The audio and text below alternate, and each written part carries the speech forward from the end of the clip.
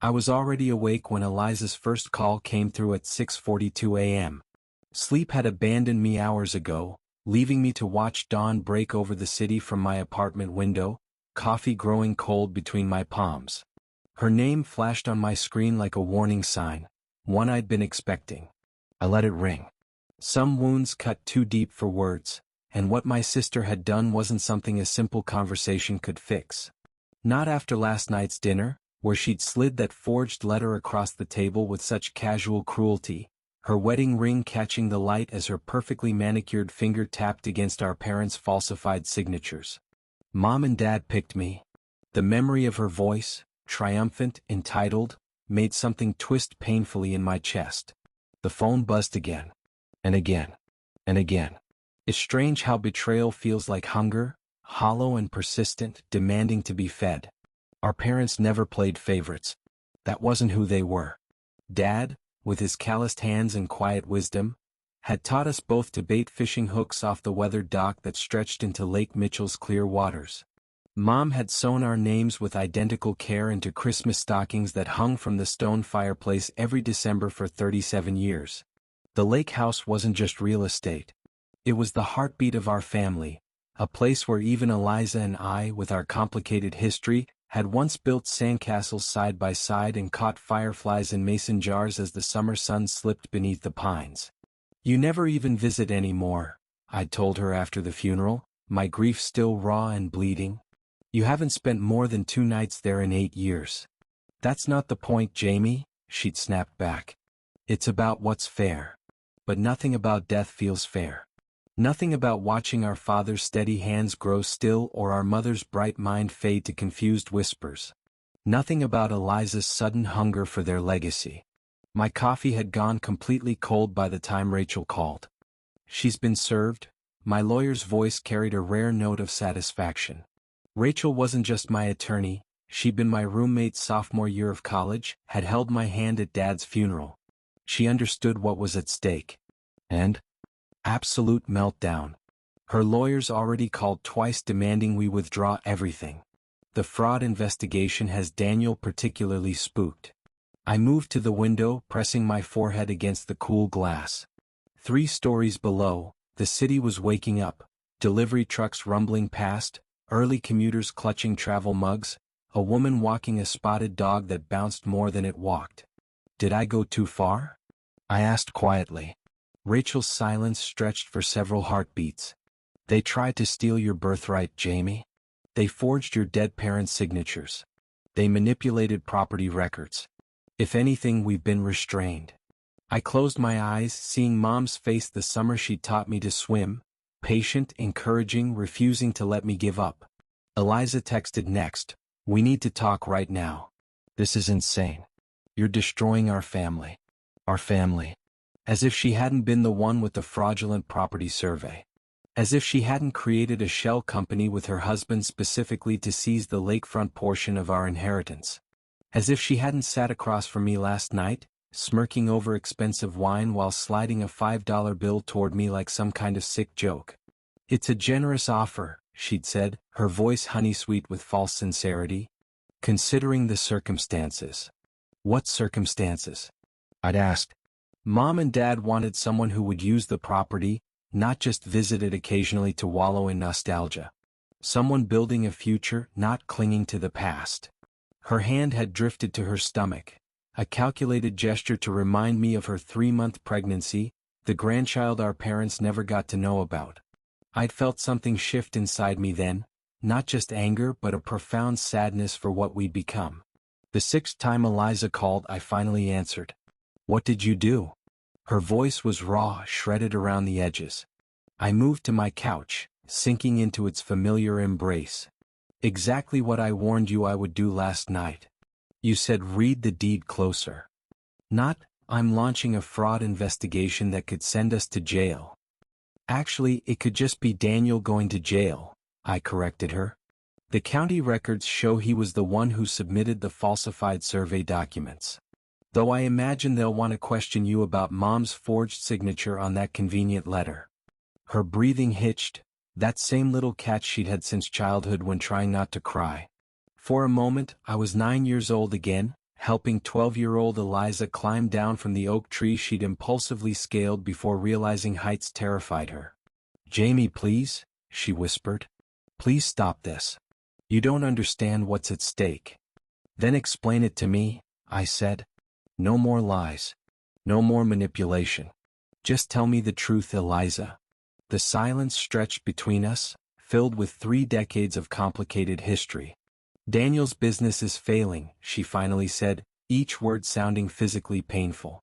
"We've remortgaged our house twice. The investors are threatening to pull out. We needed—" She stopped, corrected herself. "I thought we needed a win. Something solid. So you decided to steal our family home? To forge documents and lie to my face?" "I didn't," she began, then stopped again. "It wasn't supposed to go this far.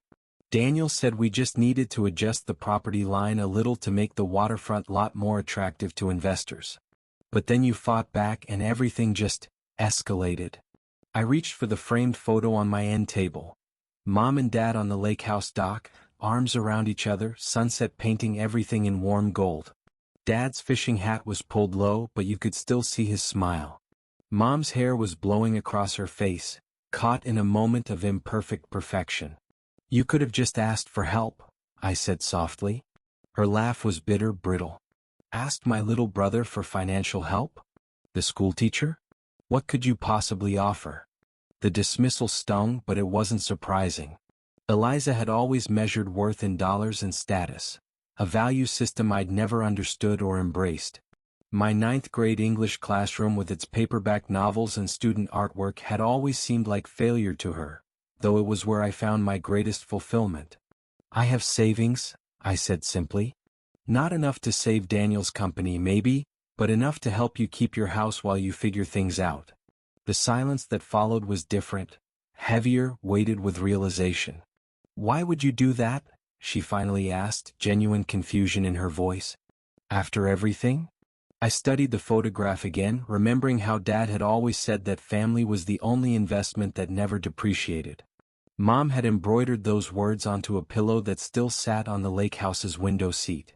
"Because they raised us better than this," I answered. "Both of us." We agreed to meet at the lake house the following Saturday. No lawyers. No spouses. Just the 2 of us and the legacy we'd been entrusted to preserve. The 5 days between felt impossibly long. Rachel continued fielding calls from Eliza's increasingly desperate attorney while I prepared my classes and tried to focus on my students instead of the hurricane of emotions raging inside me. When Saturday finally arrived, I drove the familiar 2-hour route north with the windows down, letting late summer air wash over me. The gravel driveway announced my arrival with its distinctive crunch, a sound that had always meant home throughout my childhood. Eliza's silver SUV was already parked by the weathered boathouse. She sat on the front steps, knees pulled to her chest like she used to do as a teenager, her designer sunglasses unable to hide the shadow of sleeplessness beneath her eyes. Something about the sight of her there, small against the backdrop of the house that had shaped us both, made my rehearsed speeches dissolve like sugar in hot tea. "You cut your hair," I said as I approached, noticing how it now barely brushed her shoulders instead of falling down her back. Her hand self-consciously touched the ends. "Last week. Daniel hates it."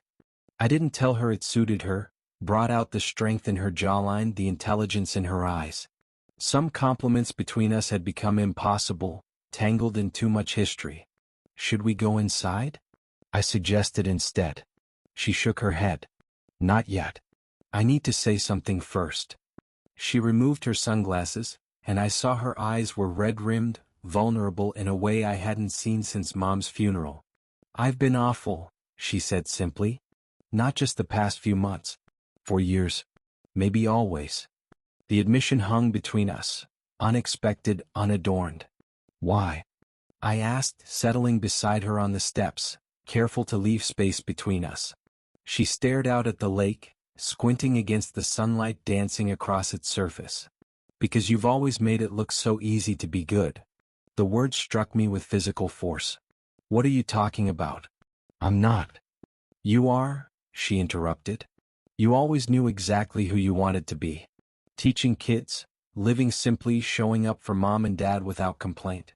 Meanwhile, I've spent my entire adult life chasing some moving target of success that keeps shifting just out of reach.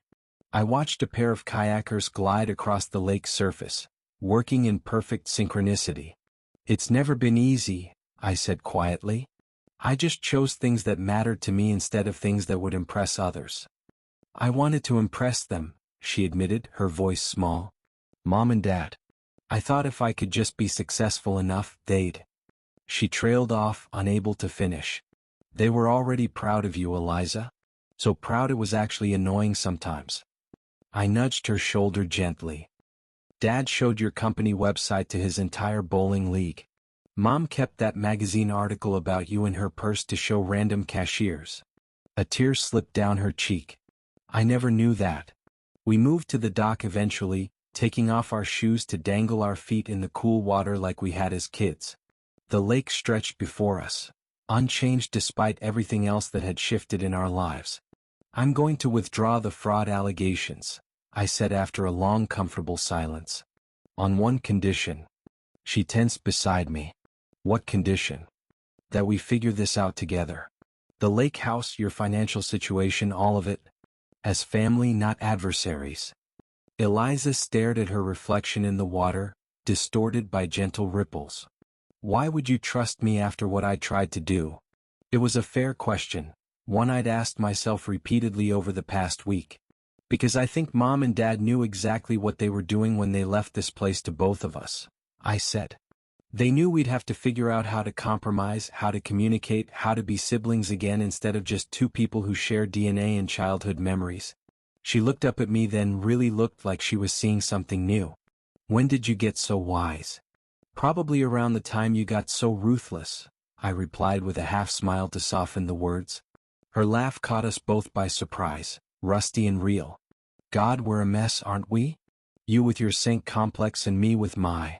She gestured vaguely at herself. Machiavellian tendencies? I suggested.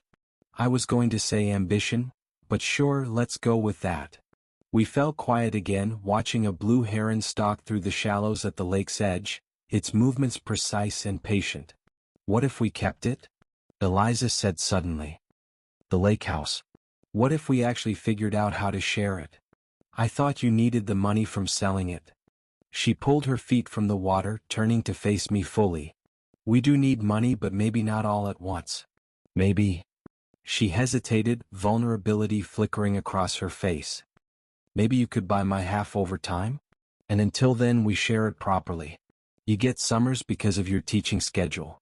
We get long weekends and certain holidays. For the first time in months, maybe years, I felt like I was talking to my sister instead of my adversary. I could do that, I said carefully. It would take years though. That's okay. She tucked her newly short hair behind her ear. It would give my daughter a chance to know this place. To know you. The casual mention caught me off guard. Daughter? You're having a girl? Something softened in Eliza's expression. Charlotte. After Mom. Her hand rested on the small swell of her stomach. We just found out last week. Charlotte. Mom would have been so pleased. I swallowed against the sudden tightness in my throat. Does she kick yet? I asked. Just started. Feels like butterflies. Eliza hesitated, then reached for my hand, placing it gently against her side. Wait for it. We sat like that for almost a minute before I felt it, the faintest flutter against my palm. A new life, oblivious to property disputes and legal maneuvers, connected to me by nothing more or less than family. Hi, Charlotte, I whispered, something breaking open inside me. I'm your Uncle Jamie. We spent the afternoon going through the house, reminiscing about childhood adventures and family traditions that had shaped us. In the attic, we discovered boxes of our old school projects that Mom had carefully preserved. Science fair ribbons, construction paper art, book reports with gold stars. Look at this, Eliza said, pulling out a faded crayon drawing. Two stick figures stood holding hands beside a blue rectangle that was clearly meant to be the lake. Eliza and Jamie was scrawled across the top in my childish handwriting. You were always drawing us together, she said quietly. I nodded, remembering. You were my hero back then. I thought you were the smartest, bravest person in the world. She carefully placed the drawing back in its box. When did that change? I don't know.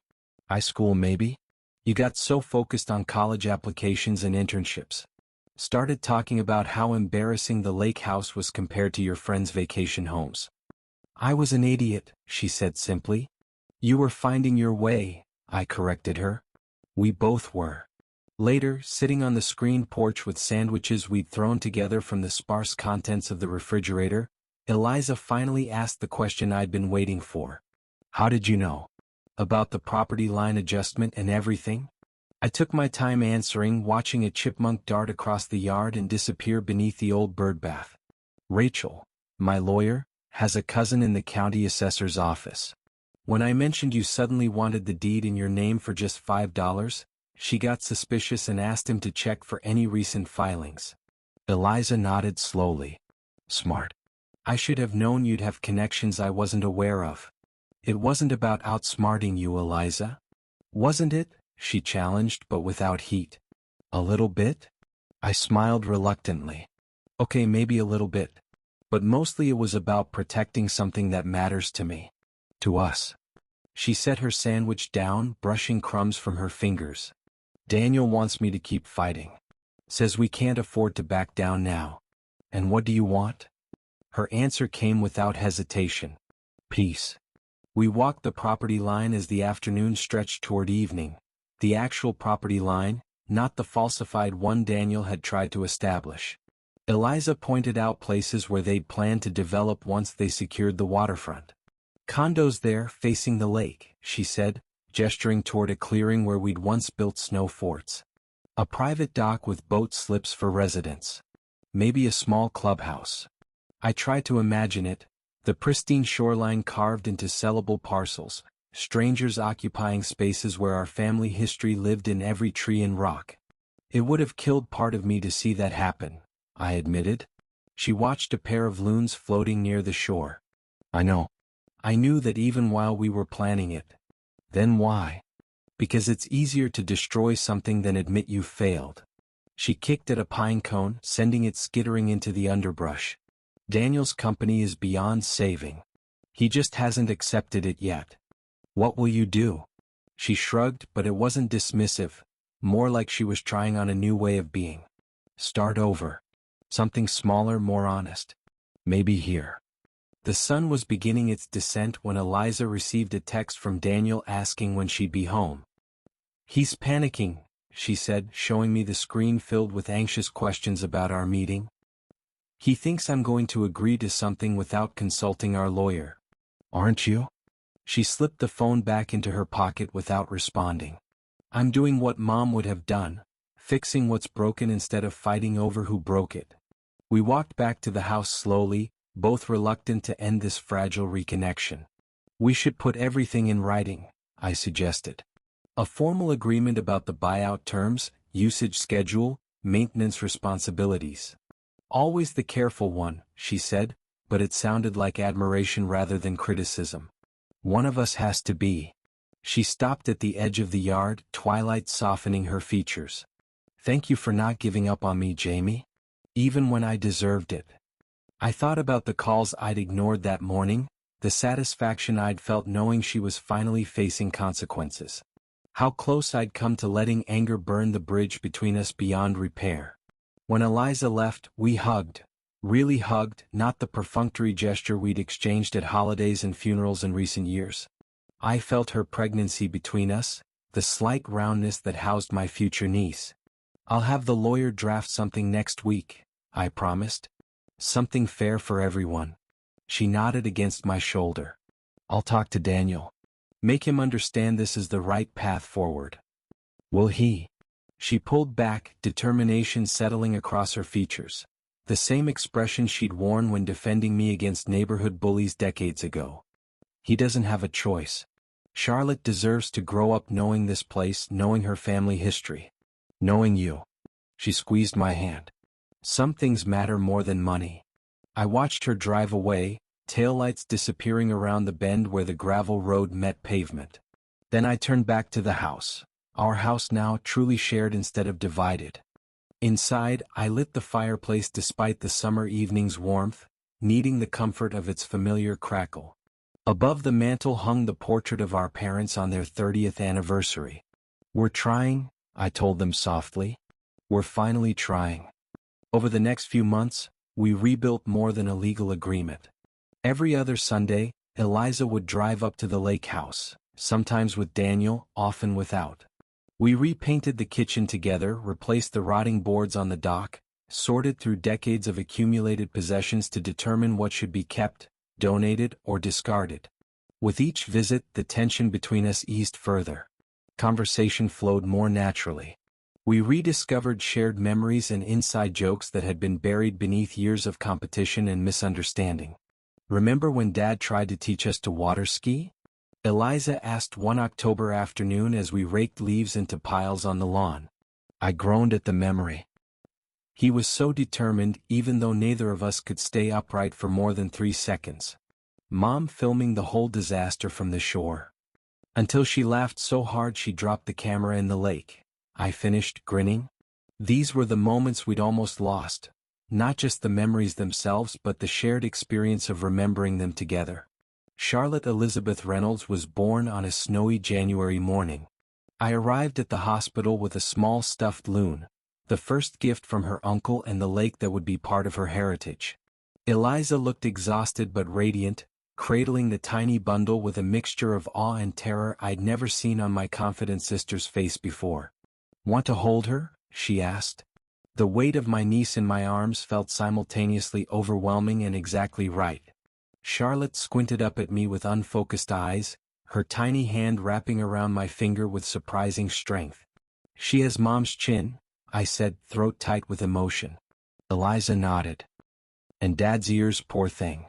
Daniel hovered nearby, his earlier hostility replaced by cautious acceptance of our newly forged peace. The lake house agreement sat signed in both our lawyers' offices, a testament to compromise neither of us had thought possible 6 months earlier. "First family trip to the lake house in May?" I asked, gently rocking Charlotte. "Absolutely," Eliza confirmed. "She needs to hear the loons calling at sunset." 1 year after our confrontation we gathered on the dock, Eliza, Daniel, 6-month-old Charlotte, and me, to scatter our parents' ashes as they'd requested. We'd waited, somehow knowing instinctively that this moment needed to happen when we were whole again as a family. The lake stretched calm before us, reflecting the endless blue sky. Charlotte babbled happily in her father's arms, oblivious to the significance of the moment yet somehow central to it. Eliza and I took turns reading from Mom and Dad's favorite poems, our voices steady despite the emotion tightening our throats. Then together we opened the 2 urns and let the ashes mingle as they drifted across the water's surface. "They knew exactly what they were doing," Eliza said softly, echoing my words from months earlier. "Leaving this place to both of us." I nodded, watching the breeze carry our parents' remains to become part of the lake they'd loved so dearly. "They trusted us to figure it out eventually. Even if it nearly took a lawsuit," she added with a small smile. Charlotte reached out toward the water, fascinated by its sparkle in the sun. The future reaching toward possibility just as our parents had always taught us to do.